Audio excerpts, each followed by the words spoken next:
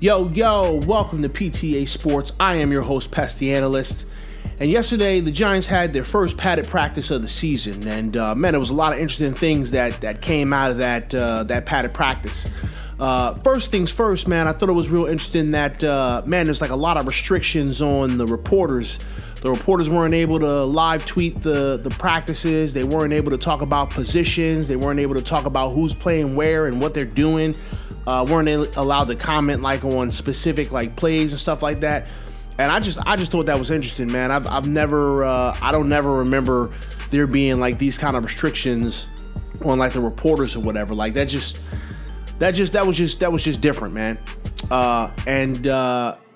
It seemed like the reporters were able to like kind of give some things. Obviously there was like some videos here and there on Twitter. That stuff was real interesting, man. I don't know.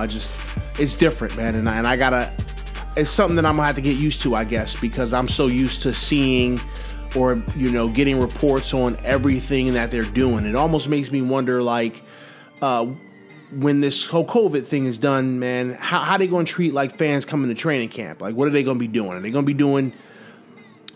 just be running like kind of just regular ass drills and they're not going to run any kind of plays? I mean, I don't know. We're going to have to wait and see. So this is a big thing that came out of there, man. And, I'm here for it. I'm all about it.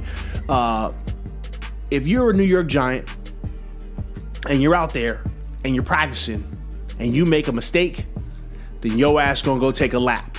And it's crazy, man, because I've seen the response both on like, social media and on news sites. Shannon Sharp commented on it. And it's kind of like, it seems that this New York Giants team and this coaching staff and this roster, there's going to be a lot of like black and white opinions out there, man. You either love it or you hate it. Like it seems like there's not a whole lot of in between. There is in between. I'm always going to be an in between guy, but like I don't know. It's crazy how polarizing this team is right now. So like I've seen some people talk about, man, you can't have professional athletes running a lap. You're going to lose the team. Shannon Sharp was like, yo, this is going to backfire. It's a bad look. I mean, listen, personally, right? If you are a professional at anything, right, you don't want to make mistakes. If you're a professional at anything, you want to have as few mistakes as you possibly can. And I personally don't think that this is something that's going to backfire. I mean, like when Shannon Sharp says this kind of stuff, right? Shannon Sharp is not the kind of guy that's like straight up buying into the team. Shannon Sharp is an individual dude, and I got a lot of respect for Shannon Sharp. I don't want it to seem like I'm taking shots at Shannon Sharp. Shannon Sharp's the GOAT. He's a Hall of Famer for a reason because he was good as hell. But like, I don't know, Shannon Sharp just never really struck me as someone who would buy into something outside of the box like this. So like, I'm not surprised that Shannon Sharp ain't feeling the taking a lap thing. I know that if I was a coach at this level and my players was messing up, you best believe you're gonna take a lap, because one of the main things that I'm going to drive home as a coach is accountability. You make a mistake, you pay for your mistake. And I'd rather us make these mistakes and pay for these mistakes in practice as opposed to make these mistakes in the game, because you make these mistakes in the game, it's gonna cost you the game. It could potentially cost you the game. So like, holding these players accountable, I'm all for it. Hell, I saw that like even coaches was running laps. Now, I don't know if the coaches is running laps because they're running with their respective groups, or if the coaches is running laps because they messed something up too. Like, I don't know. But like, I'm telling you right now, man, I'm all about it. I'm all about the fact that, we got to be detail oriented. We've got to pay attention to the fundamentals, and we have to minimize mistakes.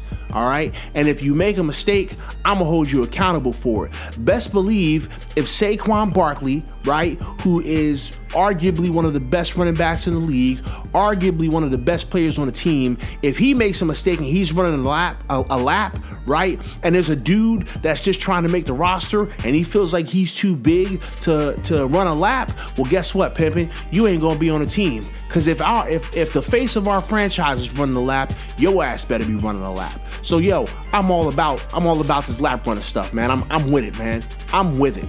I've always said that if I coach at this level, man, when players make mistakes, I'm going to make them pay for them mistakes, man. And it's either going to come out of your pocket or it's going to come out of your body. Like, that's just what it is. You got to pay for mistakes that are made. So I'm all about this run the lap thing, man. I think it's fantastic. I'm here for it. Another thing, yo, this blew my mind, yo. Totally blew my mind. So none of the players have names on the back of their jerseys, right? And Coach Judge was asked, hey, man, why you ain't got names on the back of the jerseys? And he's like, because we should know our team. We should know who these players are just by the way they move, the way they look, the way they line up, where they're lined up at.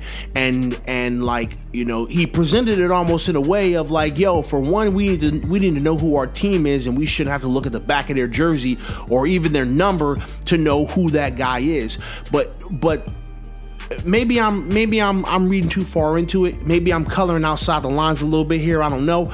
But like, what I gathered from it was just recognizing players, period. Like, not even players on your team, but just players, period, right? Because when you're in a live game, you don't get to look at the back of the jersey. You need to be used to recognizing someone by the way they look, the way they line up, where they're lined up at. Like, it's all about player recognition. If you can recognize the players, you can recognize the defense. If you can recognize the defense, then you can, you know, do checks at the line.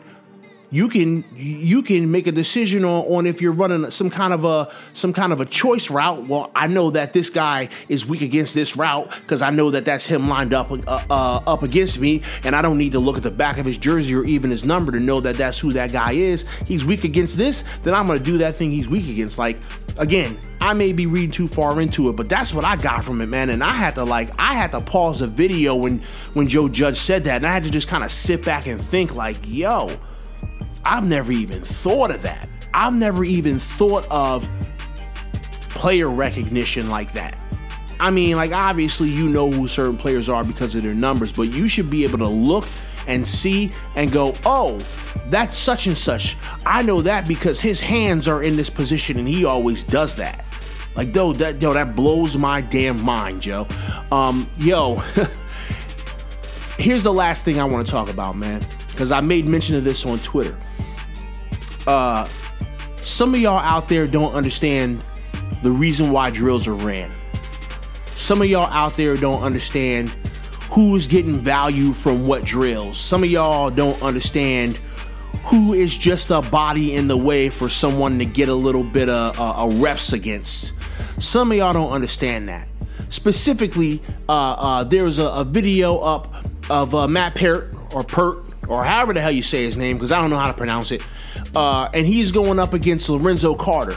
Now, Lorenzo Carter comes off the ball. Matt Pert comes off the ball. Matt Pert looked good coming off the ball, by the way. Comes off the ball, right? Pert gets his hands inside the shoulder pads, right? I thought he needed to get his hat a little bit lower, but I'm not gonna fly off the handle on that. But gets his hands in a good place, gets his base low, right, and gets leverage and controls Carter while Carter is kind of pushing back. And people are like, oh my God, I can't believe that Lorenzo Carter's letting a rookie control him like that. And I'm watching this and I'm like, Lorenzo Carter's not supposed to win in this drill. Lorenzo Carter is a body in the way to provide resistance to Parrott so he can get his feet correct, he can get his hand placement correct, he can get his hat in the correct position, he can gain leverage, and he can get muscle memory. These are drills that we do in the trenches that are totally beneficial for the offensive lineman and not beneficial for the defensive lineman. And there's going to be drills that they're going to be running where you're going to see a defensive lineman beating the hell out of an offensive lineman, and you're going to think, well, man, that offensive lineman sucks. And it's like, yo, that offensive lineman's not doing anything. He's just a body. He's just there so that defender can get muscle memory. He can get his feet in the correct place. He can get his hands in the correct place. He can figure out how to get the correct leverage so that when he's in that situation in come game time, he already knows what to do and he doesn't have to think about it. It's second nature, all right? I understand not everybody's got a coach mindset when it comes to football. A lot of us are just fans that like to watch guys play a sport, okay? But it really bothers me when I see people make mention of something and it's like, yo, you are absolutely wrong and you're showing that you know nothing of what you're talking about. So yeah, first day of padded practice, man, it looked good. I'm still not jumping out the window about this team and about what this team can do, but I am super happy with what I am seeing so far. It's day one. Let's not go crazy, but I'm super happy with what I'm seeing so far. I really love what this coaching staff is doing. I love that Joe Judge is kind of moving around everywhere, being a CEO, trying to punch balls out of people's hands so that they are prepared for getting hit and they're holding the ball high and tight. I just like what I'm seeing, man. And man, this feels good right now. It feels good. It don't mean that it's going to translate to nothing on the field, but this feels good right now, y'all. And like, let's just be happy. One, that there's sports. Two, that there's something that can take our mind off of the craziness, right? And three, that the Giants look like they can be in good hands for the future, man. I like what I'm seeing. I like what I'm seeing, and we don't even have an inkling of an idea of what this team's going to be because they're not showing us nothing. This is all still like coach speak and a bunch of nothing burgers, but man, does this nothing burger taste good, y'all. Hey, enjoy it. Enjoy it while you can. All right, guys, I appreciate y'all coming and listening to me talk for a little bit. Be sure to like, comment, subscribe, and I will get up with you guys later. Deuces.